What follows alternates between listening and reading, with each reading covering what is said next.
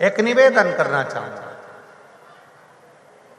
मेरी बेटियों से, मेरी जीजियों से, मेरी माताओं से, जब भी शंकर के मंदिर में अर्चना करने जाओ, लोटा भर के जल चढ़ाने जाओ, अगर तुम्हारे नगर में, तुम्हारे मोहल्ले में, तुम्हारे क्षेत्र में कहीं शंकर का मंदिर है और तुम अगर एक लोटा जल चढ़ाने के लिए जाती हो, तो मेरी माताओं के लिए यह विशेष है, मेरी जीजियों के लिए विशेष है, मेरी बेटियों के लिए विशेष है कि 3 स्थान शंकर के शिवलिंग में 3 स्थान ऐसे हैं जहां का स्पर्श कर लेना चाहिए और अपने मन की कामना बाबा से कह देना चाहिए। तो कहते हैं वो नारी को जिंदगी में कभी दुख नहीं झेलना पड़ता है। 3 समझिएगा जरा, ये शिवलिंग है, यह जलाधारी है, ये उसका जल जाने वाला स्थान।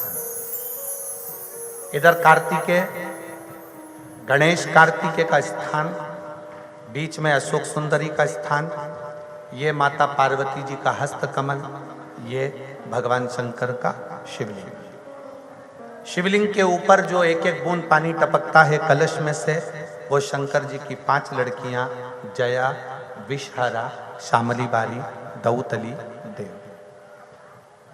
3 स्थान मेरी जीजियों के लिए, मेरी बेटियों के लिए, मेरी माताओं के लिए। पहला, भगवान शंकर का जल जहां से गिरता है उस स्थान पर अपने हस्त कमल को लगाना।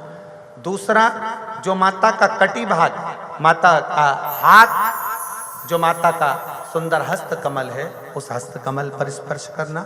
और तीसरा, जहां से जल बहता है उसके ठीक विपरीत भाग में, उसके ठीक विपरीत भाग में जो माता पार्वती जी का हस्त कमल है, जहां जल बहता है उसके ठीक विपरीत भाग में उस स्थान का स्पर्श करना।